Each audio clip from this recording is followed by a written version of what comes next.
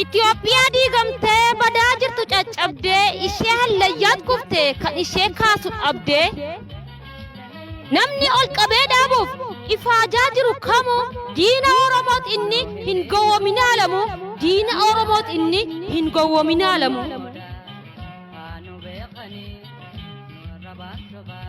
Itoophiyaati jettu kan dhiiga dhangalaastee dhugde akka bishaanii foon lammii koo ciccirtee nyaatte akka midhaanii lafee lammii cabsitee qoraan gootee qaammattu ba'aa ishee nu baachistee garba ishee nu godhattu ba'aa ishee nu baachistee garba ishee nu godhattu.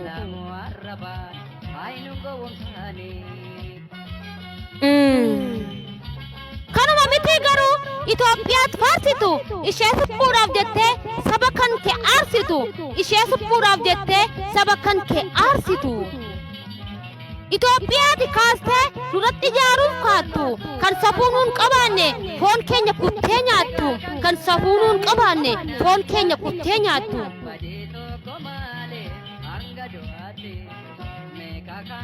Konkolaataa guurtee ishee Oromoo fixxeem dubartoota gudeeddee ol adeemtota nyaatteem naaf himimee yaagadhe moo kan bira argitee utuu nuti hin beekintu moo deebitee margitee utuu nuti hin beekintu moo deebitee margitee.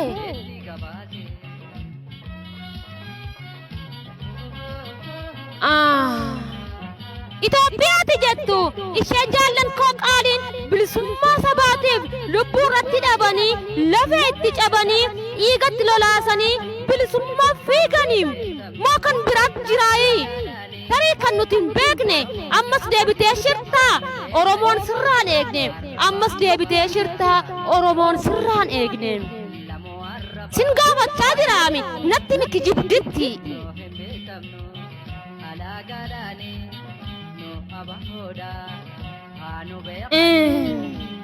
Itoophiyaat sabbitu jaallan koo onneen leencaa sammuunis taanaan beekaa yoo feete paayileetaaf saayintistiif doktoraaf kan eegaman hedduunsaa bu'aa garbummaa baanne hin jiraannu jechuudhaan ta'aniim kan rasaasaa bu'aa garbummaa baanne hin jiraannu jechuudhaan ta'aniim kan rasaasaa.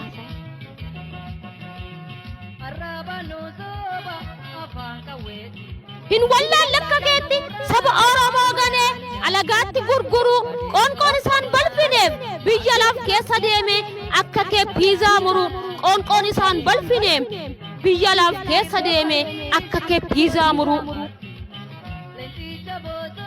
Jookis dandeettiin namne akka kee waliin dha'u uummata faan faajjessee harka maratee taa'u. Yookiin qabeenya dhabne ijjaara balaliisee addunyaarra naanna'u bashannanee jiraachuuf garaaf jedhee roora'u bashannanee jiraachuuf garaaf jedhee roora'u.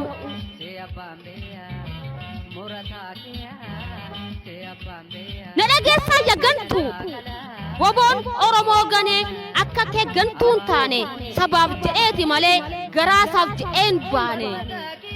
Woboon qawwee kan kaaseef jaallatee sitti fakkaate araada qabaaf miti dirqameeti kan baate araada qabaaf miti dirqameeti kan baate. Nutti faarsin Itoophiyaa impaayera bututte waan ishee oolchu dhabdee ishee abdii kutatte.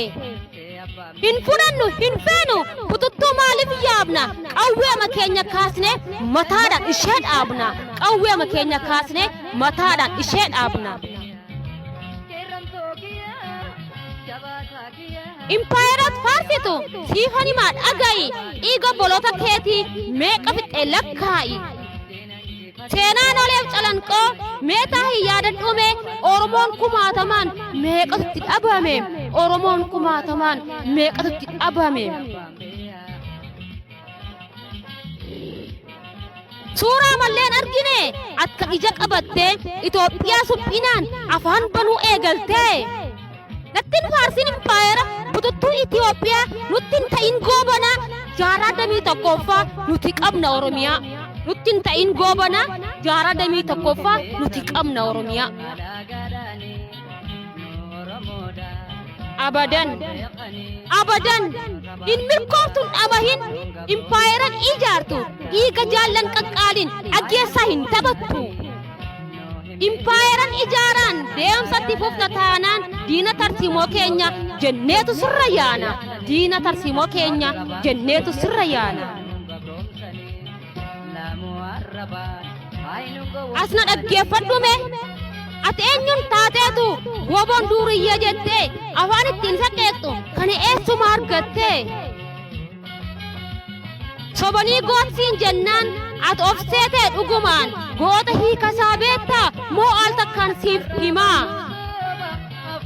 nedhageessaa siin hima gooti lolee lolchiisa dhukaasee dhukaasiisa daangaasaa kabachiisa malee miti dabeessa isa jooru ganda keessa hiniyyu arrabaan gonka hojiidhaan agarsiisa hiniyyu arrabaan gonka hojiidhaan agarsiisa